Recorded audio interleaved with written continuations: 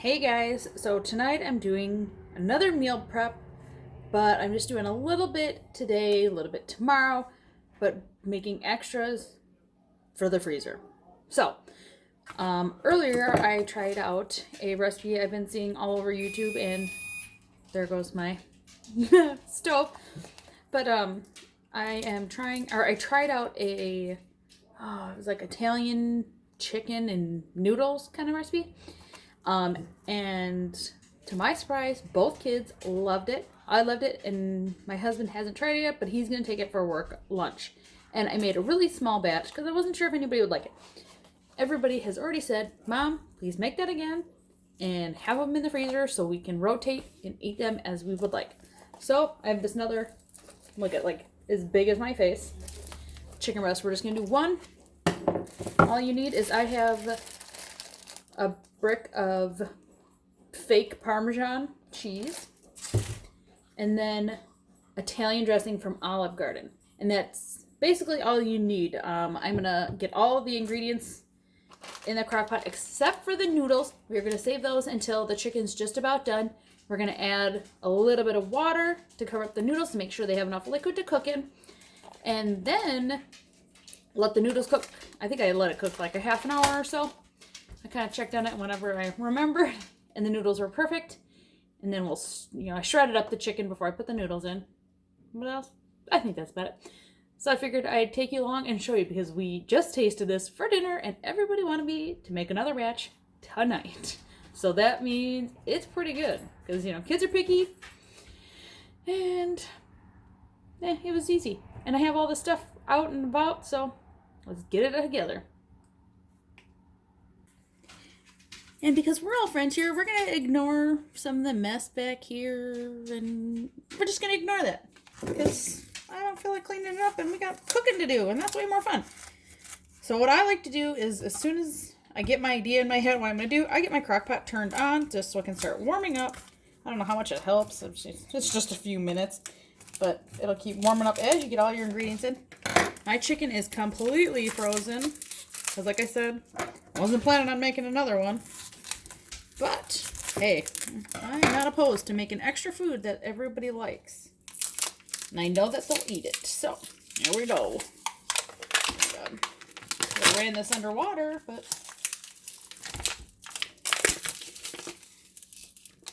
do you guys like watching YouTubers struggle? I kind of do. Alright, we got our chicken in. I'm going to go wash my hands so we can get the rest of the ingredients in here. Alright, we are going to shred up about half of this, and then you add the other half in a little bit later on. I don't want to get a plate dirty. I'm just going to do this the harder way. Holding it.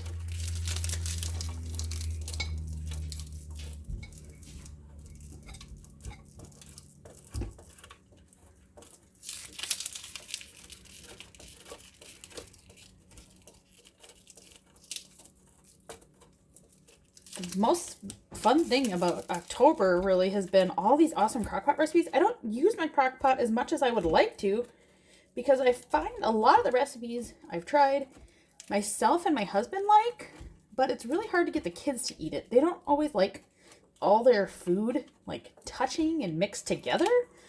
So it's kind of trickier for us. But when I found this recipe and they tried it tonight and they loved it, I thought, oh my gosh, an easy meal. Let's do it. The recipe I found, I'll try to link it below, called to add like salt and pepper and garlic, but I did not do that last time. This has so much seasoning in it and so much flavor. There's zero need to add additional sauce. I have a little bit more than a half a bottle of this. So I'm just going to dump the rest of it in. I'm also super happy they liked it because that means I bought this today and I get to use the whole thing up. That means one less food food item that's going to get wasted in my house. Because sometimes that happens when you have picky kid eaters. All right, we got everything in here. Oh, my crock pot's hot. I'm going to grab my lid, put it on, and we are going to check back in about 4 hours to shred the chicken and put the noodles in. All right, let's get the rest of our fake Parmesan cheese all shredded up. So when it's time to put the noodles in, we can just toss this in. And then we can clean up the dishes and the mess we've made in the meantime while it's cooking. So I've got maybe about a cup, maybe a little bit more than a cup of the cheese to add in with the noodles.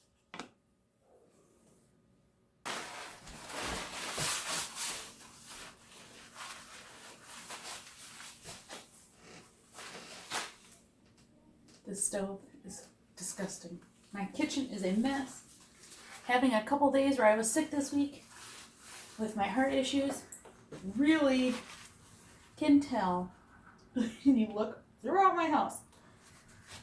I would do a big clean with me, but my health indicates I can't do a huge clean with me, but I can clean little bits here and there and get help from my husband and kids. My sink is filled with dishes. My drying rack is filled with dishes. Let's put a few of them away. Every little bit adds up, I feel like. Even if it's not perfect, you don't have to be perfect. You can make little steps to make progress every single day. That's what I have to remind myself. I'm gonna show you something. I might get a little slack for it, but being chronically ill, there are certain steps that you can take to give yourself the breaks that you need. And this is one of the ones I do. So in here we have the disposable cabinet. Now we try not to use them all the time, but sometimes we just have to use them, and I'm okay with that. So we have a huge box of spoons, a huge tote of plastic forks, paper plates I always keep on hand because I don't have a dishwasher, and my hands being in the running water makes my heart condition act up. So that's the biggest reason why we have to use some of the easier things, because I don't like when the kids wash the dishes. I don't feel like they get clean enough. And my husband works full time, so he does a lot of dishes, but he can't do all of them all of the time. So we eliminate dishes when we can. I also usually pick up at Sam's Club, a big thing of cups, 500 spoons, 500 forks. I usually pick up knives, but I didn't this time because we still had just a couple left. But those are little things that we do to help save this mom. And that's what's important. I'd rather be doing fun things with the kids, school stuff, whatever, cooking. I don't want to spend my whole life doing dishes.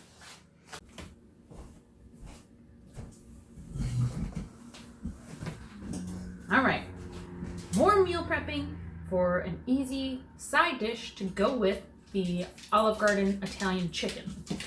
I'm going to be making, it's technically 2 ingredients, but I like to add seasoning to mine because it's better. Dairy-free breadsticks. So all you need is some plain Greek yogurt, and because mine's dairy-free, maybe it'll help if I show you the front. I'm using Silk, which is a dairy alternative, and flour. All you gotta do is equal parts, and then I am going to do my favorite Penzeys pizza seasoning to give them a little pizzazz. Pizzazz is what we all need. These also freeze really well, so I'll probably make most of this container. How many cups is? I don't know. Alexa, how many cups are in 24 ounces? 24 fluid ounces is 3 cups. All right, I don't think my bowl is big enough. Let's get a bigger bowl.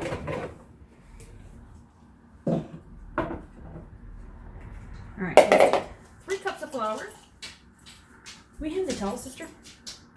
Just washed my measuring cup so it's all wet. Dry it up. Get this mixed up.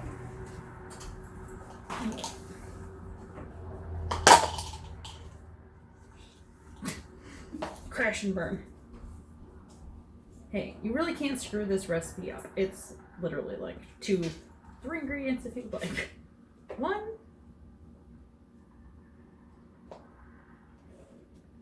2,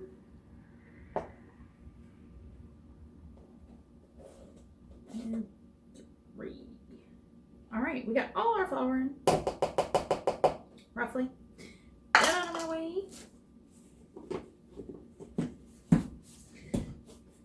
This is the best flour container I have found.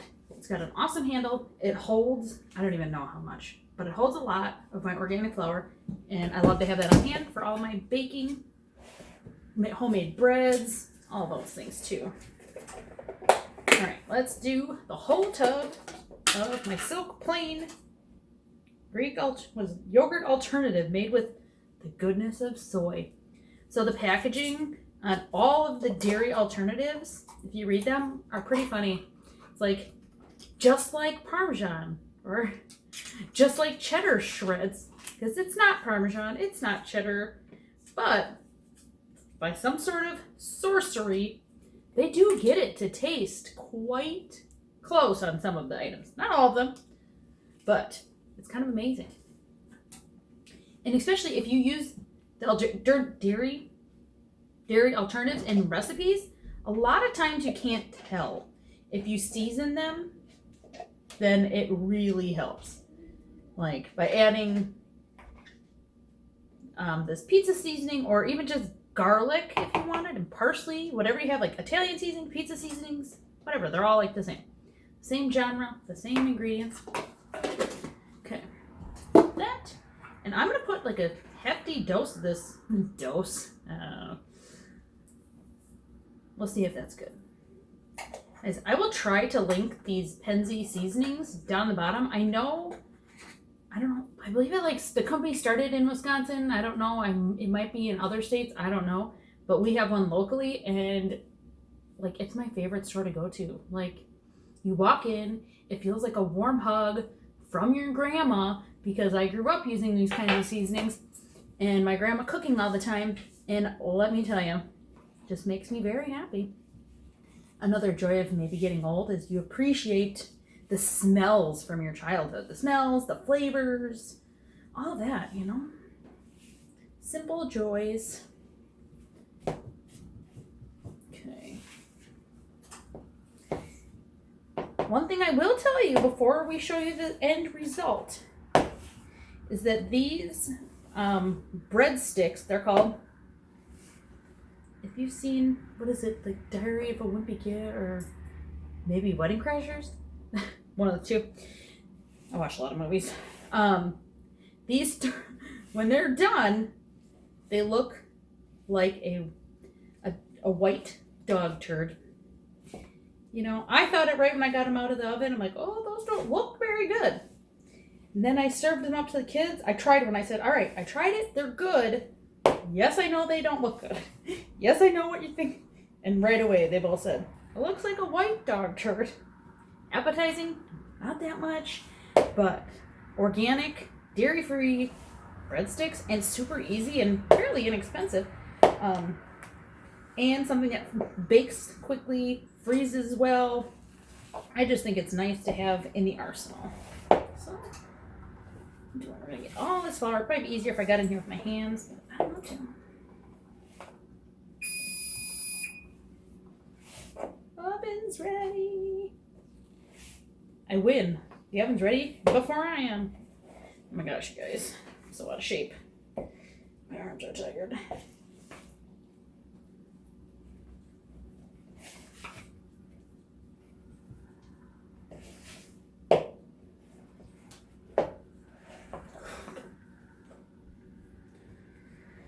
Alright. Let's call it pretty good. This out of here. Now let's grab our lined cookie sheet, or baking sheet, or whatever you call it.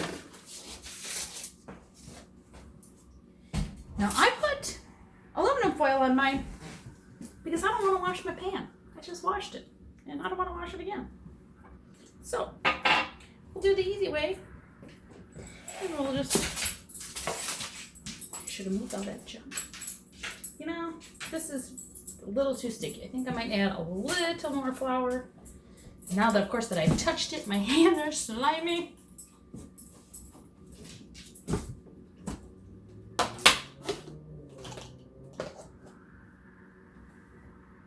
Kind of coat the whole top so I can get in there easier.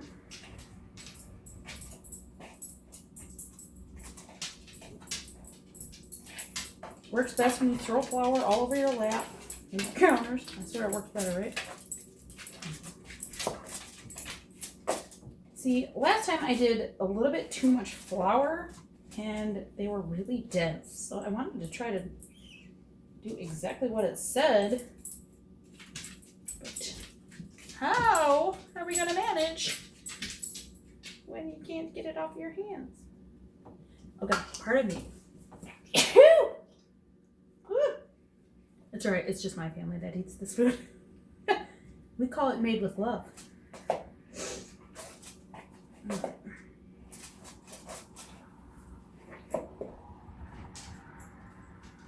I am not a big fan of getting my hands gross. I don't like it. Now sometimes you just gotta do what you gotta do, but I don't like it. I don't like it one bit. Alright. Good, by the time I get this all unsticky, it's gonna be like another cup of flour. Welcome. We just try and we wing things and we hope for the best. It's fine. It'll all be fine. It'll all taste pretty good. Get this stuff off my hands.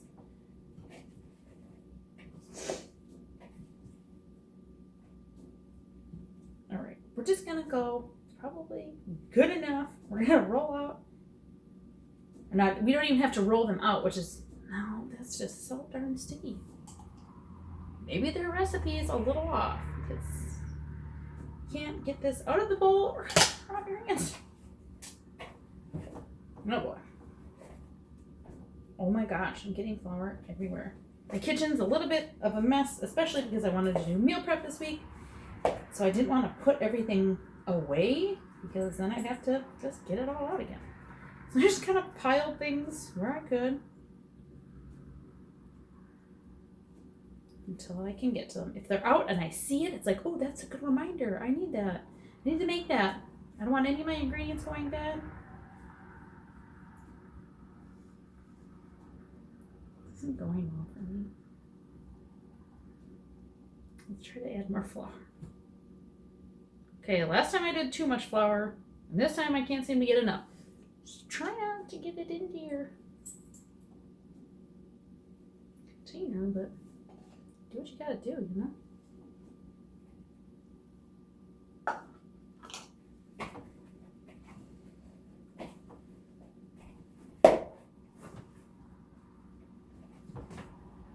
Alright, this is already setting this quite a bit better.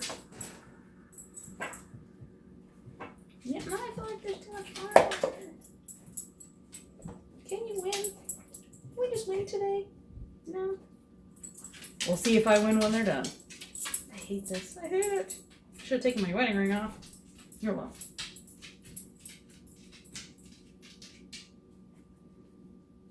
So I just try to, I mean, maybe it's my own fault that they look like white dog turds. I try to roll them out like breadsticks, kind of, you know? You want a breadstick, let's make it like a breadstick. But, I mean, it looks like a white dog turd. It is what it is. I don't know. I don't judge here. We just eat the good stuff when I can. When mine turn out.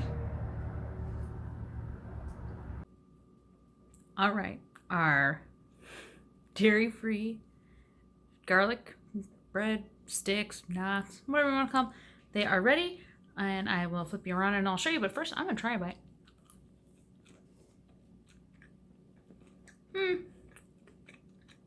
I think I made them a little bit too thick.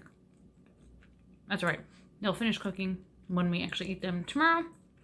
When I put them in the air fryer. So it's all right that they're not totally cooked through because really we're gonna do most of the cooking when you toss them in the air fryer, and then they're nice, hot, crispy to smother the butter all over them.